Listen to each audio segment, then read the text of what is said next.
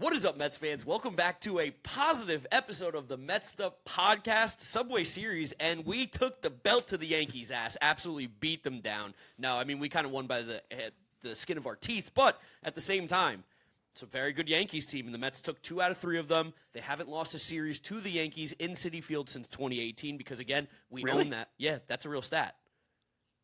That's crazy. We tweeted that out from Mets'd, so I guess that must be the intern hard at work. But yeah, I mean, shout out the intern, always putting in hours that we don't even necessarily know, but we love them.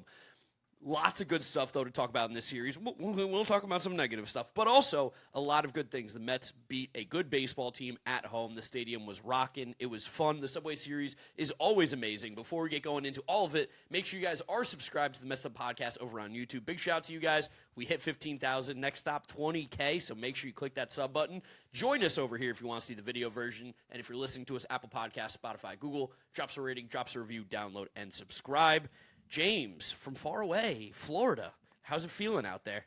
I mean, I'm in West Palm Beach, which is basically like another part of Long Island. But it's a great weekend. Shout out to Lane and Anthony. Fantastic wedding. Unbelievably funny for me watching the Subway Series on my phone for the duration of this weekend. During the wedding, leaned on a wine glass against the table at the welcome party on Friday night, just peeping in my pocket. But this was fun series to watch. Exciting baseball because the Mets still do so many bad things every single day. That's still hard to really fully want to buy all the way back in, but I can't, at this moment, can't deny the results, even though I'm still kind of frustrated by the process, but especially the way to put the exclamation point on Sunday was the first ninth inning comeback win since the 2024 wildcard game, and just to win in that fashion where, again, you played horribly for 90% of that game. To pull out a bullshit game like that when you had no business winning, that's what teams do when you actually think you start to move in the right direction. And that's what the team was finally able to pull off on Sunday. Yeah, it was really refreshing to see that even though this team, like you said, played a bad game for 99% of the game, they showed up when they needed to. They got that comeback. They did chip away, too, after going down big, which was nice, something that we've seen Mets teams in the past before kind of just lay down. We've even seen Mendoza in the past, and I think he tried his best today, too, to say, there's a couple-run lead. This game's over with. Let's play for Monday because, of course, that's the Carlos Mendoza method. But truthfully, the Mets played really well overall in this series, something that for a team that's 20-26 in last place, up until this week was the worst team in baseball record-wise. These are positive things that we can build on, especially when we're seeing a lot of guys making these improvements that look like they're becoming stickier and stickier as the season goes on. Definitely, especially, I mean, I want to jump around. Just, of course, all the credit in the world to Tyrone Taylor for the big hit, for the home run. Oh, dude, we had so at the game today, had a guy sitting 2 rows behind us, Mets'd Up listener. Nice. When Tyrone comes into the game, he looks at me, goes, 5th inning Mendoza again. Here we go. What are you going to do? I'm like, I'm going to lose my mind. I know MJ Melendez is playing horrendously. He's swinging miss, big time. He couldn't hit water falling out of a boat right now. But at the same time, it is still crazy. When Tyrone hit that home run, he came up to me. He goes, probably can't tweet about that anymore, right? I was like, no, I think I'm going to have to be quiet now for at least a week. Especially because, like you said, chipping away in the moment that actually you started to feel okay again was the Luis Torrens pinch hit double when Jake Bird came in the game. And which truthfully, Luis Torrens should have been in earlier in the game when Hayden Sanger came with the bases loaded. That's the problem of having Hayden Sanger. I know he's a third-string backup, so there's nothing that they can really do. You didn't expect your starting catcher to be hurt and have to rely on Hayden Sanger in big games, but having to pinch hit for your catcher in the 5th inning is crazy. No, I mean, honestly, again, they should have in the 4th inning because bases loaded, 2 outs, and a lot of credit to AJ Ewing, who just is stacking good baseball games. He's good ball player. Can we get Harper's hits for this one? Yeah, Harper's hits. What does he got for us? So this was AJ Ewing's first games that had Keith Hernandez in the booth, and I watched this game on mute. You were in the ballpark for most of these games, so we didn't get a great little stint of Keith this weekend. We did get him throwing shade, I think, at Fox and Apple TV on Sunday from SNY Mets, being the only problem was listen to these bad broadcasts. But he was, again, allegedly was in and out. I definitely didn't listen to much of these games, but apparently Keith was gushing over Ewing and Harper's hits for this episode. No surprise that Ewing is Keith's new favorite player. The kid is good fundies personified. Textbook bunt, 3 more walks. The takes continue to be so impressive. Has a 500 on-base percentage after 6 games. And I think it's relevant that in this game, when you're tasking AJ Ewing with being the 8-hitter, it was throwback 8-hitter vibes with Hayden Sanger in the 9 spot. It's kind of like how an 8-hitter used to be pitched around dramatically in the National League to get to the pitcher. And all those at-bats, the Yankees were so much respect to young A.J. Ewing. They weren't throwing him a strike, and credit to him for staying within himself, playing his game, drawing a lot of walks that at least sustained. Not a lot of them turned into rallies or run-scoring opportunities. One did, but it was nice to have that line keep moving, even clearing the 9 spot for Sanger's first at-bat, just to get him get opportunities back to the top of the order to make something happen. Yeah, A.J. Ewing's doing the thing that we kind of thought Carson Bench would be doing for this lineup early in the season, which was be at the bottom of the order, get on base to roll over to the top so that there are guys on base for Lindor and Soto and Bichette so that they have the opportunity to drive in runs from the bottom of the order, which would be so valuable. And we did see the Mets, again, bottom of the order, do some damage this weekend, which was really, really nice because we've gotten such bad production out of almost everybody on this team, especially at the bottom of the order. A.J. Ewing's just a good ball player. Like, the at-bats are such professional at-bats. The takes are, like, razor-thin, too, on some of these pitches where it's like 50-50, and he's making the right call every single time. It doesn't feel like he chases. It feels like he stays within himself. It doesn't seem like the moments are too big. All the stuff where it's like, I can't believe this kid's 21. I can't believe that this is his first week of Major League Baseball. It feels like he's been here forever. I can't believe that he wasn't even on top 100 prospect list, some of them that came through in the last year. Like, it's phenomenal to watch him play every day. He almost was the hero again on, was that Friday? Like, he put that ball in the gap. Oh, yeah, he hit that so well. Yeah, but he does a lot well. Great line by Harper. Good fundies personified. Because it does feel like, and this was a big thing that's shown through in the bad parts of the game on Sunday, that 6th inning, Mets still do a lot of bad fundamental things. That's still making it difficult for me to fully, completely, and, like, utterly buy back in this team. Where at the same time, like, sometimes you do need to, someone just has to come through and do something crazy. And, like, it was Tyrone Taylor. And massive shout out to Mark Vientos, not just with the bat, because he's been one of the best hitters on this team going on basically a full month now. Things feel a little bit more real with Mark Vientos this time around. That double play he spun in the 10th inning was massive. And to be so fundamentally sound and turning that double play, getting back to the bag, like that was, I won't say it's like a turning point for Mark Vientos' defense, but just that is a play that has to be made if you want to win a game. And that was the play that was made and absolutely allowed us to win this game. Any of the women listening, is he on Raya right now? I mean, like, what's going on? Because he is playing such good baseball, something that I never thought I would see again for the New York Mets, truthfully, especially with the crazy down year last year and how horribly it started this season. But he's hurting the baseball at the plate, which is great. The at-bats are better. I've just taken it that he's going to strike out a ton, obviously. He's going to have at-bats in moments where you're like, what the fuck were you thinking? The strikeout rate's not even bad. It's 20%. It's better than league average. I feel like it's his strikeout, like, the pitches that he strikes out on drive me insane. It's not necessarily that he strikes out a lot. It feels like when he strikes out, he's totally fooled. He gets beat. Like, there is no, like, that was a good at-bat strikeout with him. But at the same time, when he is doing the damage that he's doing right now at the plate, I don't care. I'll look past it. I'll go past all my personal views of, like, what I thought of him as a player going into the season. He's playing really good baseball right now, and that double play is so funny because at the game, I was talking about it, I was like, could use a double play right now, just don't hit it to Mark Vientos. Bang, right to Mark Vientos. I'm like, fuck. But he made the good throw, got back, like you said. It's crazy to see those fundamentals, but then, like you said, that 6th inning where Bo Bichette goes way too far out for a pop-up, but also Tyrone didn't call him off. Tyrone should have called him off. That should have been a routine play for him with how deep Bo went, and Bo obviously missed it. It's a tough play for the shortstop to make. He needs to be called off by Tyrone. Tyrone needs to make that play. And then the throw in overthrows the cutoff man, which allows him to get another base. And then Carson Bench in that inning hitting the cutoff man instead of throwing it right to second when you never had a play at home, and then you let Volpe get an extra 90. It's just like those little things are what caused me, and I will be media marveling myself today, where when that inning happened, I tweeted out the Mets are a disgrace. I mean, it's also annoying for Bench because of the misplay on Saturday as well, where it's like we see the makings here of, I think I proclaimed him last week, one of the best corner outfield defenders in baseball. Then this weekend like this, you're like, damn, like, come on, man. That was one of the worst defensive weeks that you could have had in the outfield. But it's the mental stuff. It's the stuff that should be more elementary for him. Like, and that's the part that's frustrating because he makes spectacular plays. Like, he takes good routes to the ball. He's a tremendous athlete, and he has a cannon for an arm. But just in that play, you have to know that's not the play at home's not the play. This is the kind of thing that I feel like has been afflicting the Mets this year. We talk about a lot of people trying to be the hero, save the day. Yes, came down to Tyrone Taylor, and he wound up being that guy who did it. But that 6th inning was a calamity of errors. I even think it was a calamity of errors bringing in Sean Manaea in that moment. Allowing Freddie Peralta, who'd had major problems with control in the day, command. I think, double checking, I think he might have had more balls than strikes. And credit to Freddie for easing into this game and getting through those 4th and 5th innings with lightning pace. Unbelievable. Yes. Those 2 innings combined were like under 30 pitches. To put himself in position to actually finish the 6th inning for the second time in a row, which would have been, it would have been too much. But after he walks Cody Bellinger, you have an opportunity for Sean Manaea to face a lefty in Jazz Chisholm, who's not a platoon option for the Yankees, where the rest of the lefties that were down this lineup obviously were pinch hit for. Now Sean Manaea is facing a bunch of righties, but you could have faced Jazz with a man on first, or even just brought him in for the clean inning to face two lefties who are not coming out of the game. But even to let Freddie Peralta have walked a second guy, especially when there was a wild pitch in that second at-bat, I was just like, bad. And then the righties all kind of had tough at-bats. The hit by pitch with Goldschmidt, 2 strikes. That's a Sean Manaea special this classic year. Volpe hitting a very nice single. Volpe had a good series. He did have a good series. Well, I mean, that last play, he bumped into his fielder. He did. Because the Yankees did the 5 infielder thing, and it clearly fucked them. Also, crazy to me how they do the 5 infielder thing. You would think that you would put the outfielders in left and center field, or left center and right center. They play the opposite fly ball. I think they play the fly ball percentages out there because against Benj, left field, center field for when they did the 5 guys in, which I thought was kind of crazy because like. If he just hits an easy routine pop up to right field, the Mets win, which is crazy.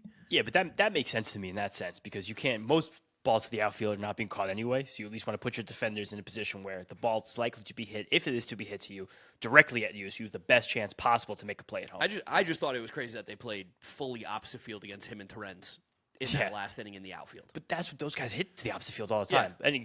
But going through that 6th inning, like Goldschmidt comes up, no shit.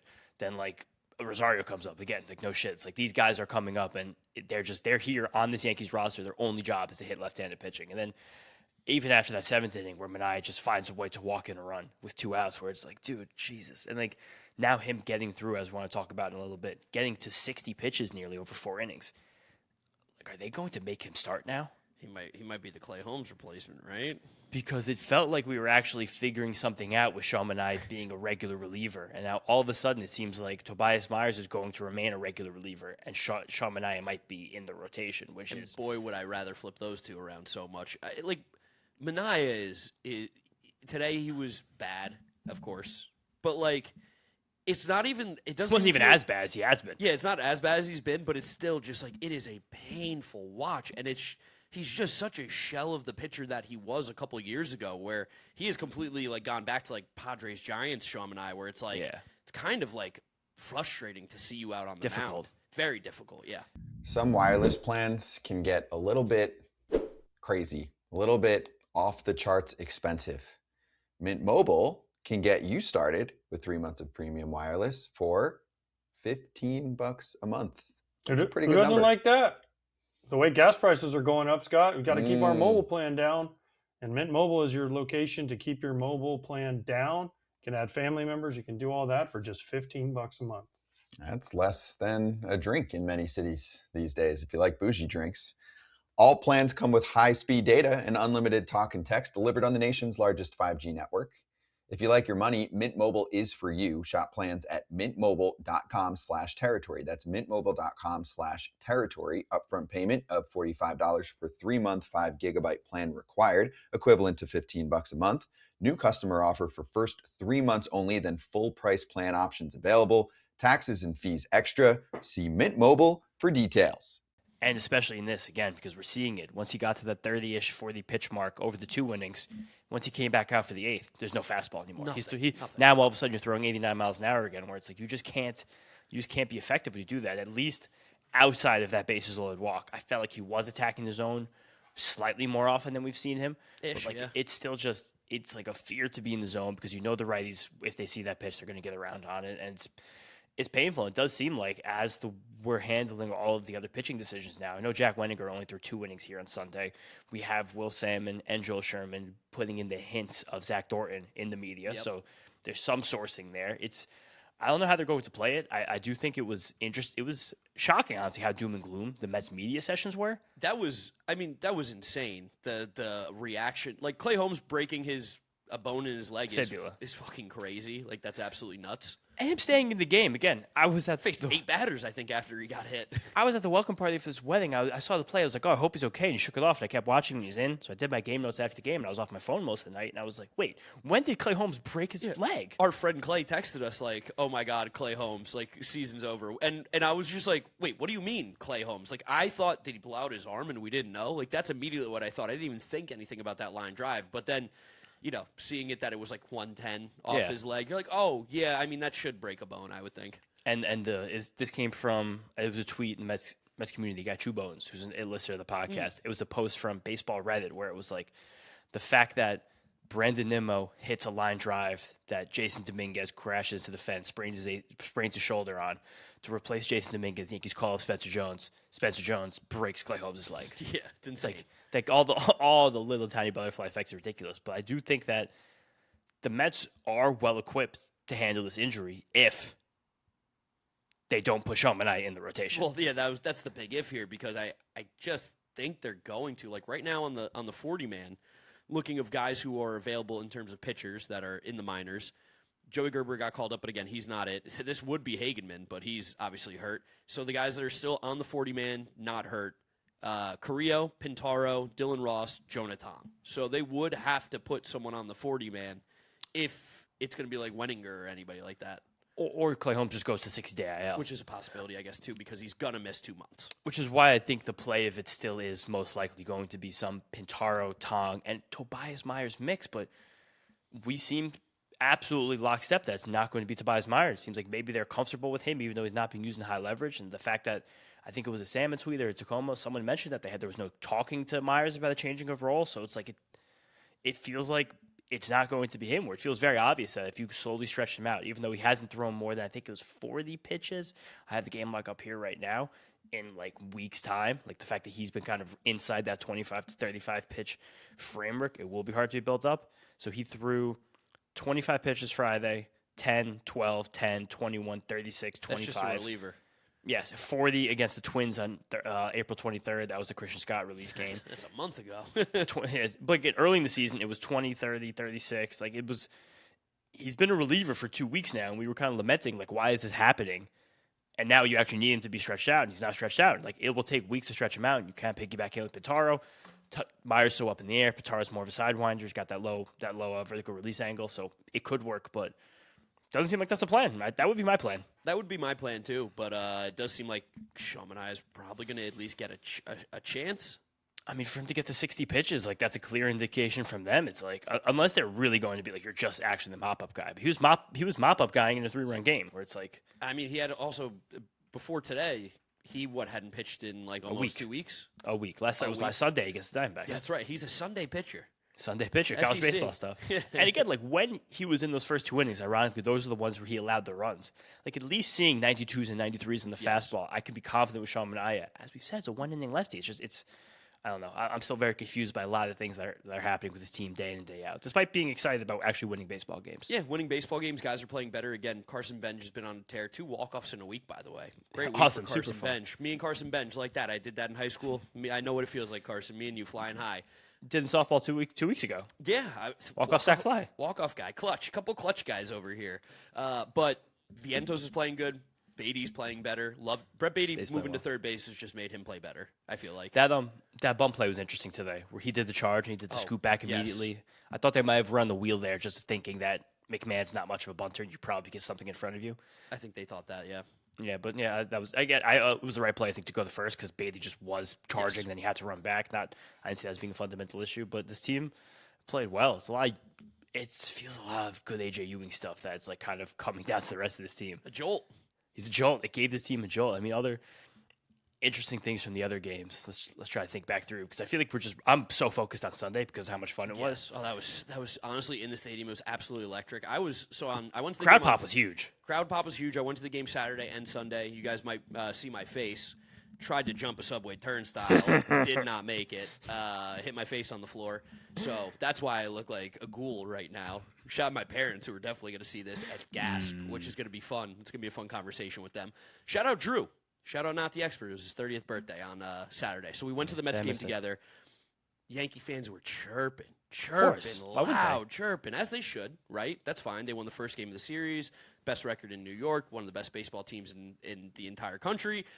And all of a sudden we beat them. We beat them pretty nice on Saturday. It was like a good, solid win for the Mets. While still doing some really dumb things along the way. Well, yeah, of course. They are still the New York Mets. This is not, again, like I was trying to explain to people, too, because when I was chirping Yankee fans after the game, trying to explain that these two things can be true.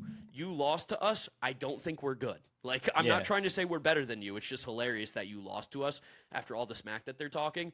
But, yeah, Yankee fans, they got to take a look in the mirror because I had a guy talking about playoff appearances, bragging about making the playoffs. As soon as you are a Yankee fan talking about playoffs, I told him, I said, hit me with at least 27 rings. Don't bring up playoff appearances as a fan base. They might be dead as a fan base simply because now they have they've accepted just making the playoffs. I think the Yankees in the last few years, this is, I think, a Hal Steinbrenner thing. I think as an organization, they've become a bit ordinary. They've become like everybody else. It was kind of a fun thing for the Yankees to be different than everybody. And they were allowed to be different because they were the Yankees. You know what I mean? Like, it was much more straight-laced. It was no facial hair. They spent the money. But, like, and now the fact they're going to do a City Connect jersey, guys have beards. They're doing one? There's a rumor that they could. That might actually be the end of the Yankees. They might have to knock down the stadium. It is funny, though. It is a little different. But it's also credit to them because they're not winning prolifically like they once did. So it's like, how can you actually be on your high horse with all that stuff? So, again, it all makes sense. But Saturday, I might be a little encouraged by David Peterson. Okay, tell me why. Because where we were sitting, it was a vibes look. It was vibes watching. I couldn't see actually what was going on. Well, what did we say the series preview? I said this was the body language game. This is a body language game. How was the body language? It looked all right. It was good. There were some moments where it was pretty bad. That Carson Bench error was like, oh, no. But that one hurt. Like, Carson Bench made what a mental mistake again.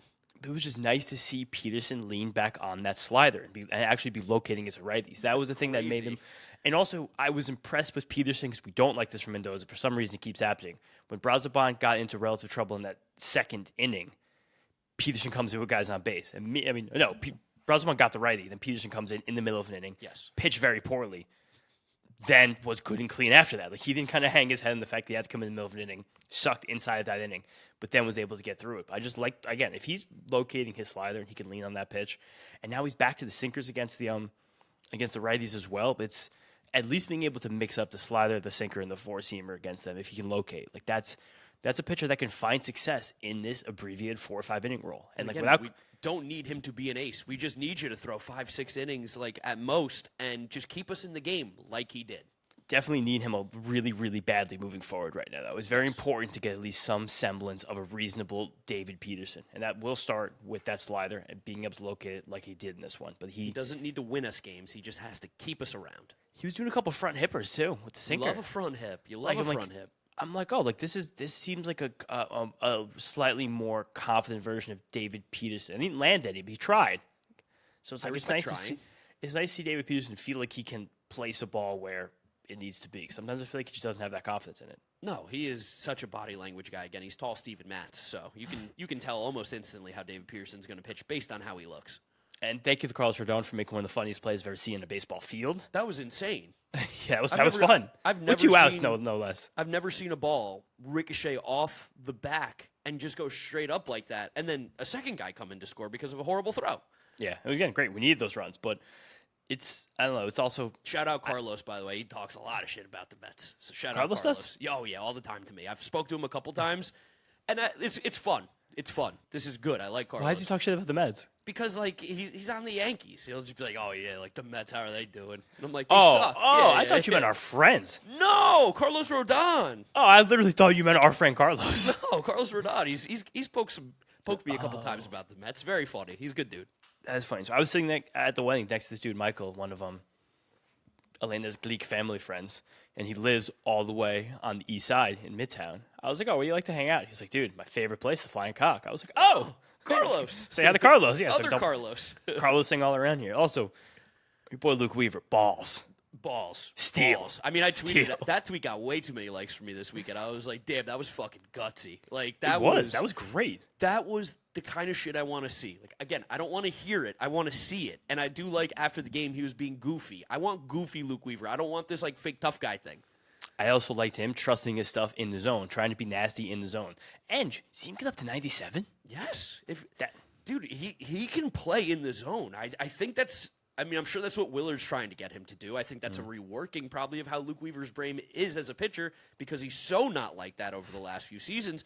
But the stuff plays. The stuff is good. I feel like he should be attacking these hitters more because when he nibbles, my God, it's almost like too good of pitches where if you're nibbling, they're just they're not strikes, so you don't swing.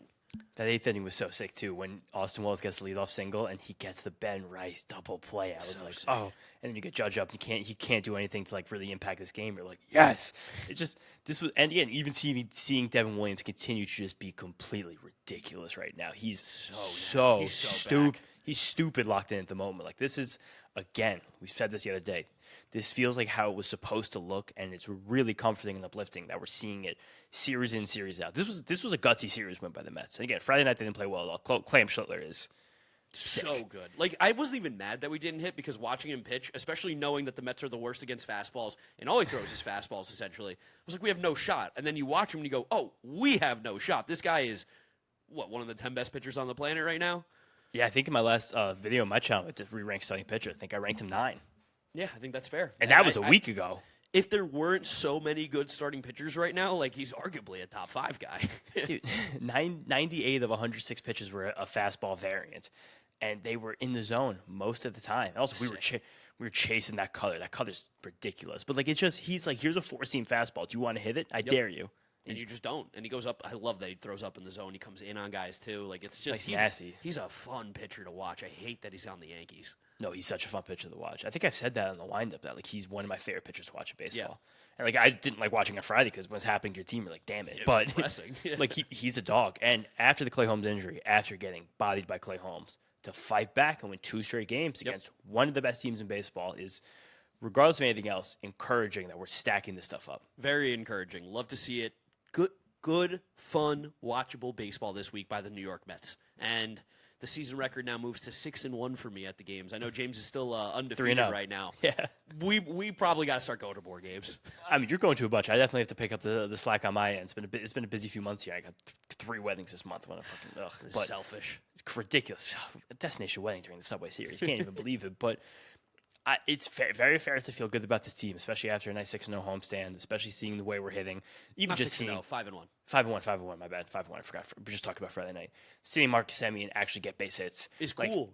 Seeing Brett Beatty be a league average hitter, awesome. Like Mark Vientos swinging a hot stick. Bichette, you got bailed out big time, buddy. Still absolutely stinking it up. Over the last 15 games, he has a 167 slug. Over his last 30 games, he has a 246 slug. That's below his on-base percentage. I don't think he has extra base hit in May. That's really good. And it's just like it is. I was lamenting with one of the uncles here, a Mets fan, about like why when we get free agents, why are they bad the first year? Why aren't they bad with the Yankees? Why aren't they bad with other teams that could give them all this money? Other teams, the free agents aren't bad. But again, he has to hit. Like this is becoming catastrophically one of the worst hitters in baseball right now. It's becoming Jason Bay levels. Dude, did you see Jason? Look at Jason Bay's stats with his first 45 games in Met. He was significantly better. I know that, but I'm saying just the contract and everything's now becoming Jason Bay level of like, oh fuck. He's one of the worst hitters in baseball right now. It's not even a question. And again, he still hits the ball hard on the ground, but it doesn't feel like he's punishing a ball. It doesn't feel like he's playing against the outfielders anymore. Apparently, Keith was talking a lot about him today and his approach at the plate and basically his attack angle and how like it's just one of the worst in all of Major League Baseball right now. If you got Keith Hernandez talking about your launch angle, you're lost. No, he was talking about attack angle and the fact that like everything's to right field. Like Bo's got to look to pull it a little bit more than he is right now. I mean, in his career, again, he's never been a pull guy. So you don't want to make someone change when they were the player that they've been and been successful for as long as they've been. But it's catastrophically bad right now. It's also, again, attack angle to me is more of a launch angle game because how often you're getting to optimal launch angles. It was something where it was 45 degrees. That's all I know that it was. My dad was texting me about it. That's something about his attack direct. I mean, something was 45 degrees. That's 45 degrees is pop up. Yeah. So maybe something like that. But he's just. When you go up with no approach, he's another guy. It feels like he tries to like save his season every single swing, but it's like that's just not the way to be a good baseball player. No, and not at all. There's so many run scoring opportunities for him at the plate. Like we're probably at a spot where he has to be moved down in the order. Like I almost think it's no doubt about that right now. He's got to hit like 5. Maybe like the one spot ahead of Semien behind Vientos right now. Vientos is the guy that should be moving up in the order, truthfully. Vientos is stinging the baseball. I think the problem is that he is ungodly slow. And I do think that they like having a little bit. I mean, Bo's not fast either, but he doesn't get on base, so he doesn't clog the bases. So no big deal. Yeah, I don't know. I guess I think with Vientos, too, the fact that, and this is probably something that's helping out, too, the fact that Soto gets on base so much is also helping him get so many more pitches in the zone because you have to throw to him. As we say all the time, is like the real protection is the guy hitting in front of you, not behind you. Because there's someone on base, you're going to get good pitches to hit. And yeah, which I do like bench hitting leadoff, and he's been good right now. I think Ewing could be a better leadoff hitter than bench. Oh, definitely. Yeah. It's just the fact that because Carson Bench is playing really good baseball right now. Like, I love what we're seeing from him at the plate. The month of May has been great to him. He's got an OPS over 800 for the last 15, 20 games, which is phenomenal for Carson Bench, who, a couple weeks ago, people wanted him sent down to the minor leagues, or if you're that bald idiot Sal Licata, you want him sent down to the minor leagues right now. But A.J. Ewing takes better at-bats. There's no doubt about it. Yeah, but maybe also the piece for A.J. Ewing is to be down there. Like, maybe that's maybe that's what why they he's want. good right now, to keep the pressure off him and do that. And just Carson quickly, Bench had a brother who played professional baseball, Garrett Bench. that's cool. Garrett Bench. Man, baseball family. It's a good Oklahoma name. The last thing I do want to talk about before we put a bow in the series is just the continued weirdness about Jorge Polanco. Because the update from Anthony DeComo on Sunday is like, is this real life? Jorge Polanco's left ankle bursitis won't likely dissipate this year. Okay. Why? Carlos Mendoza said, the Mets are trying to get him in a place where he can play through the discomfort. Hopefully it goes away. Because we've seen Polanco doing drills. We've seen him taking batting practice a few times this week. We saw him take ground balls. I think that was either today or on Saturday. It's a big lift to this team to get Jorge Polanco back. Whatever people want to say about the contract, maybe it was the bad process. He is a good baseball player. He is a good hitter. He was handling first base well defensively. It would be a massive benefit if Juan Soto can play the field, because apparently he's dealing with 9 different injuries as well. Every single part of Juan Soto's body is injured. But for Soto to get back to the outfield regularly, for Vientos to be the designated hitter, and then for Jorge Polanco to be at first base, the lengthening of this lineup, I would really do wonders for this team to get him back. So I'm hoping we can actually pull that off soon. I got to know what is going on with Jorge Polanco, because I am looking up ankle bursitis and hospital. Achilles bursitis. Oh, Achilles bursitis. That's the problem. Okay, let's see. Achilles bursitis. Let's see what the hospital special surgery is going to tell us. Inflammation of the fluid-filled sacs located near the heel bone. It worsens when running, walking on an incline, or standing on your tiptoes. Yep, those are all things that he's going to be doing. Yeah. Yeah, okay. It just seems like he's going to have bad. Nice. We signed a guy with bad heels for a 2-year contract, $40 million. Forever, it seems like. It says one of the at-home remedies is the rice method. I did not think that would have anything to do with ankle bursitis. No, I mean, whatever we could do here. It's just it would help the team a lot for him to be back. He was paid to play baseball here. It's a shame that this is, I don't know, this keeps happening with our medical staff. Who knows why that is, but this is him and Clay Holmes cast this definitely a dark cloud on what was otherwise a really successful weekend for the Mets. The writers acted like Clay Holmes was shot. I couldn't believe when I was listening to those guys, the press availability on Saturday morning. I was like, what happened? He's not dead. They were acting like Clay Holmes will never throw a pitch for the New York Mets or for his career ever again. And they were also like, this is something that happens. And again, this is like the fun of baseball, where it's like when Clay Holmes is as successful as he is early in the season, you're like, this is the best pitcher on the team. This is awesome. But we always think about how any performance is going to impact with the future rather than the past. Clay Holmes is the 3rd best pitcher on this team. Yes. So it's like, okay, again, people are acting like Clay Holmes is this monster ace. Like, Clay Holmes pitched great this year. Clay Holmes is obviously due for regression, obviously. Yes. And when he comes back in August, he's going to do some regression. That's when it's going to happen. So when you think about losing your ace, that's a death blow. But when you think about losing your 3rd starter, we could probably find a way through that, which I think where this team is. Yeah, if we are not able to, then this team is even worse than we thought they were. And we might not be able to for our own doing, because it might be Shomaniah. But between Tobias Myers, Jonathan Tong, Jonathan Pintaro, there's options there. Maybe this week, the 3rd episode, will be going through specifically a lot more about Tong, Wenninger, and Pintaro to be like, who can be the Mets' new starter. That could be a fun one. That could be a fun one. Yeah, we'll float that idea out there. Little media marvel before we do our series preview. I was going to talk about, our friend Sal Licata. I mean, yeah, I kind of called out the Baldy already, but that was the Carson Bench minor league tweet. So stupid. The guy's been awesome for weeks now. I wouldn't want my outfielder who plays good defense and has an 800 OPS in the month of May on a team that can't hit, who's 23 years old. I send him back to the minors. He stinks. I've seen enough. He dropped the routine fly ball. Should have sent Aaron Judge down to the minors too when he did in the World Series. Yeah, I was also frustrated by the lack of between challenges and then replay challenges today. The Hayden Sanger ball was 7 inches above the strike zone. Unbelievable. And then that forced A.J. Ewing not to have the confidence to challenge his pitch that he would have gotten overturned 2 innings after that, when it was like, okay. And then also the tag play at 3rd base in that 6th inning was like, oh, he's obviously out. The Mets, again, it does come down to, I think, the leadership of the guys who aren't playing, of we need to take better control of this. We had such an advantage for so long with this stuff. Harrison has been cash money. He's been so good. it's been a little bit shaky this year, and it feels like we're afraid to press that button sometimes. Sometimes it doesn't even feel like the Mets even look at it. No, it's just, again, things are a little bit off still, while being excited that we're playing better baseball. Much better baseball. I was hoping any other media marvels came to light. I just want to throw that out there. I figured I wasn't super online this weekend. I figured the Subway Series always invites. Oh, I remember it. I mean, it was Licata. It was me. No, you got in Dan Clark's mentions. Oh, yes, I did. I forgot about that. I knew there was one. Yeah, that was a violently racist tweet. Yeah, about taking a picture of Juan Soto and being like, this guy's now 27. Despite every single bit of facts and history and data that we have. His own Instagram posting pictures when he was in high school, which lines up with the exact age that he is. A couple of articles have been written by non-biased Mets people talking about Juan Soto is the age that he says he is. And if you don't think this, you are just a racist. So the next tweet that Dan Clark did after that, I don't know if you noticed it, was about the David Severino age fraud case. No, I didn't see this. Yeah. He was calling on Danny Almonte and some other famous age fraud cases. Wow, we had Little League Baseball. What a difference there must be there. Danny Almonte and Juan Soto for the New York Mets. Yeah, so again, Dan Clark just being, again, racist jerk, just bringing this up over and over again. It's just ridiculous. Find a new slant. Who the fuck cares? Yeah, who cares? I don't. No, fucking loser. But I guess that's the Subway Series, right? That is the Subway Series. Great series win as always. And of course, Mets'd Up is brought to you by FanDuel. Baseball fans, the MLB season is in full swing, and FanDuel is giving you a chance to call your shot with daily dingers. Joining the action is easy. Just make your free pick on who's hitting a home run in their game, and if you're right, you'll get a profit boost to use on your next bet for a chance at extra winnings. It's just another reason why FanDuel is the home of home runs. I mean, who do we got coming up next here? Washington Nationals. Well, I mean, James Wood's always a good pick. He hits a lot of home runs. But also, you know what? Mark Vienza's been hot, too. If you can get a shot on him right now. That's what I'm saying. I'm here with our guys right now. I love Juan Soto going back to Washington because he kind of has a mood against this team every single time he plays them, which is fun. And Bo Bichette, come on, dude.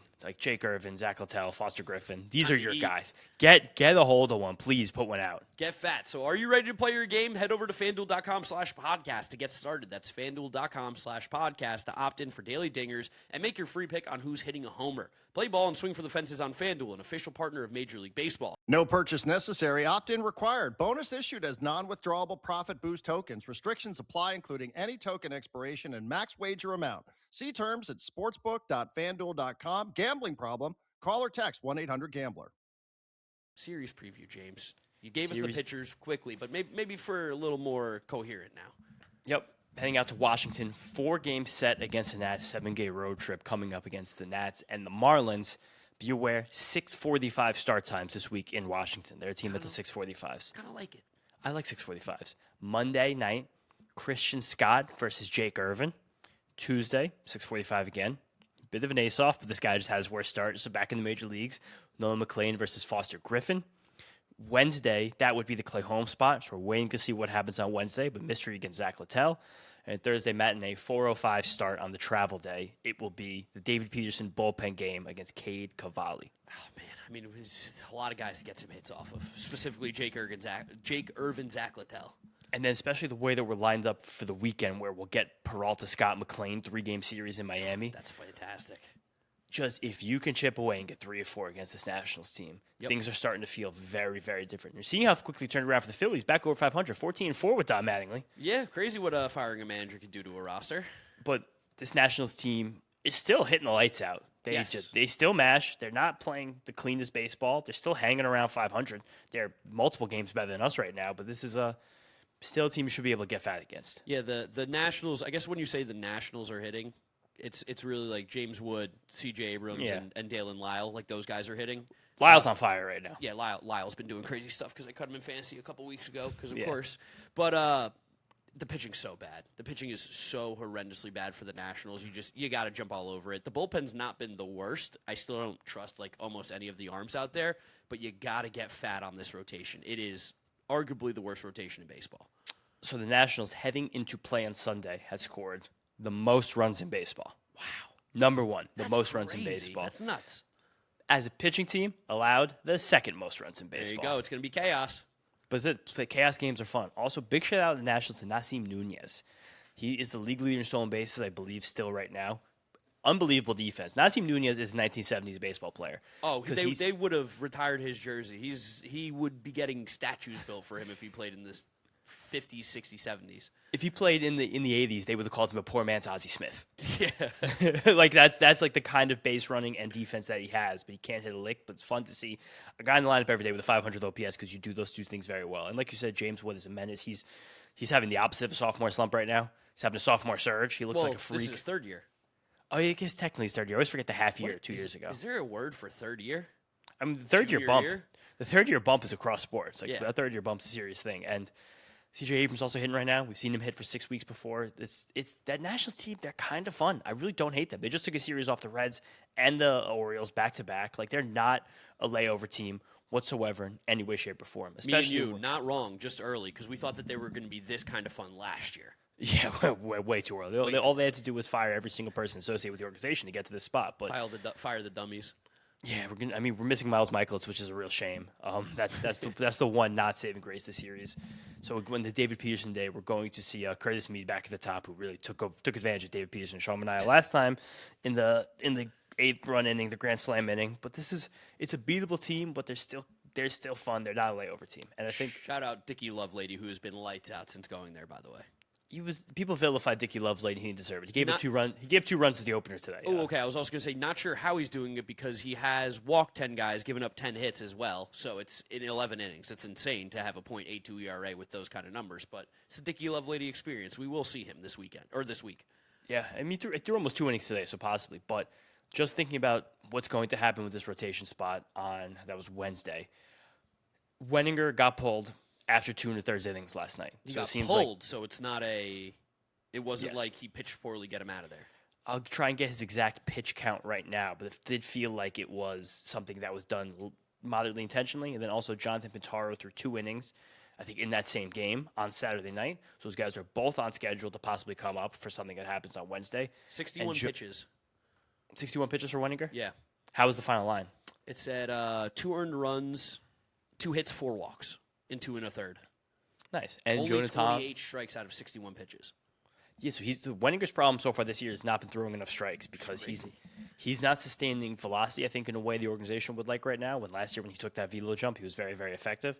Right now the velo's more so going in and out, so he's not as good in the zone. Yep. Tong also, he pitched on, I think it was Thursday, and he got pieced again. Yes. So even though Jonah Tong's on the 40-man roster, to me, I don't think he's the guy right now. He just still can't get a grip of those pitches that move left. It seems to me that Probably just is going to be Pintaro. I kind of do hope it's Pintaro. I like Pintaro. For Wenninger, the 40-man stuff makes it interesting, but I still think with the Clay Holmes 60-day IL opportunity, they could do it. You could cut Craig Kimbrell, of course, because that'll probably happen any day now. I mean, the Mets have to have the record for rostering the most guys with like 6+ ERAs for absolutely no fucking reason. Like at least Sean Manaea is getting paid a shit ton of money. Craig Kimbrell hasn't had it for the entire season, and he's somehow still here. If we could get 5 innings combined between Tobias Myers and Jonathan Pintaro as we build Myers up into being a starter over the next 3 weeks, I think that's a really good outcome here, and I think that's something I hope is considered. I'm trying to see some of the other guys who have been making starts too. For Thornton, yeah, I guess Thornton could just be Pintaro if they don't want to do anything with the 40-man. There's guys. I wouldn't be shocked too if you see like a weird spot start from somebody, and then he's like an instant DFA guy for like a veteran down in AAA. Yeah, that could happen. Is Hageman still around? Hageman's hurt. Oh, Hageman's hurt. Hageman's hurt. Waddell is hurt. So those two guys would have been Waddell, I would have think. But looking at this AAA roster, there's not a lot of veteran names that are like starting pitchers. No, but I mean, Xavier Curry. Is he down there? Wow, he's down there. Mike Baumann too. He started at one point, right? I think he's been opener in the past, but like the bottom line is like Pintaro from a wacky release spot and like a really low release height. He gets good lift on a fastball that sits around 95, 96. Like if you can do that and use a cutter, he has the sinker. He messes around with the changeup and the sweeper for the lefties and the righties. Like it seems like a repertoire that can get through a major league lineup one time. Xavier Curry has started twice. His last 2 appearances for the Syracuse Mets have been starts. So okay, so keep an eye out on Xavier Curry. And he's not in the 40-man either, Xavier. No, he's not on it, so that'd be Clay Holmes 6. Well, I mean, he could go to either. I think he could still go on the 40-man, can't he? Yeah, he can. But so I guess we'll kind of wait and see for the third episode this week. If Tong or Thornton or Wenninger gets the call, it'll be an episode dedicated to them. Yes. Or if we're getting no indications of anything, we'll probably do something going a little deeper into all these options. But I do think that's pretty much it. Just some Frankie Peppers here to close us out. Yeah, hopefully we got Frankie. I'm sure we got Frankie after Francis has Subway Series. been locked in. Quick. Good homestand. Florida James. I got a bum nose. Bolognese helped the team a lot. Bolognese is always helping. Big time winning record since the Bolognese from Frank. Here we go, Frankie. Yeah, Frankie 4 hours ago. The second 4 ended. hours ago. This guy's unbelievable. 4:57. This was like 6 minutes after the game ended. Here Legend. comes Frankie. Gentlemen, this is Frankie Peppers. How you doing? I don't know. That was pretty nice. That was pretty nice. A 5-1 homestand. Tyrone Taylor. It's the one time taking out MJ Melendez for somebody worked. I complained about it, and I've been proven wrong. I'll take being wrong if it means beating those Yankees. It's a beautiful homestand. 5-1. This team's got momentum, gentlemen, and I'm really looking forward to seeing what this team is gonna do with this momentum they got.